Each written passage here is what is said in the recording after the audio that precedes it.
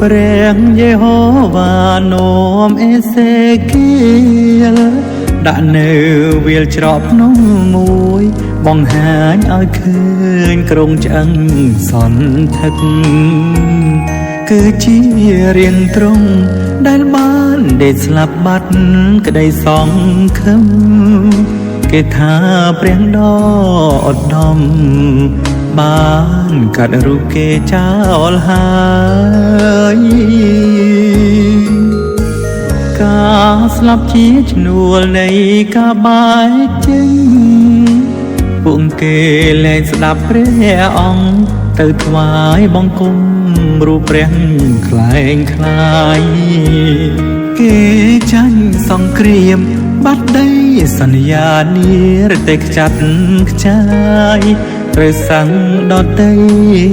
លក់លើយសល់ត្រឹមក្រុងឆ្អឹងស្ងួតហើយពេលនៅជីវិតរងភ្លេចព្រះគុណពេលជួបទុក្ខធំទើបដឹងព្រះគុណទ្រង់មានតម្លៃតែព្រះអង្គម្ចាស់ទ្រង់ពិតអភ័យស្ដារឡើងជាថ្មីដោយយល់ដល់ព្រះនាមទ្រង់ទុំនៃបាត់นิ่งសម្រាប់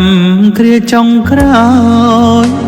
មិនមែនរឿងបុរាណឡើយនៅគ្រាចុងក្រោយនឹងកើតមានឡើងឆ្អឹងស្ងួតរស់វិញរីទ្រង់វិលមកសរសើរដំកើងទ្រង់នឹងបង្កើតចិត្តថ្លើមជាថ្មីដល់យើងរាល់គ្នា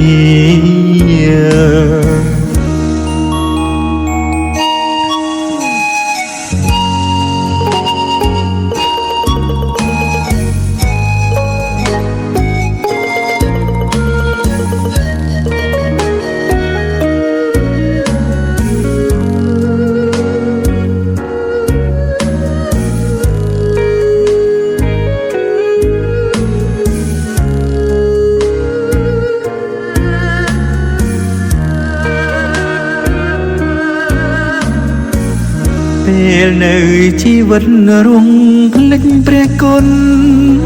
ពេលជួបទុក្ខធំទើបដឹងព្រះគុណទ្រង់មានតម្លៃ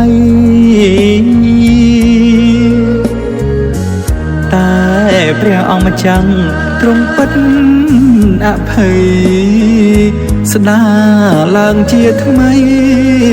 ដោយយល់ដល់ព្រះនាមទ្រង់ទុំនៃបាត់นิ่งសម្រាប់គ្រាចុងក្រោ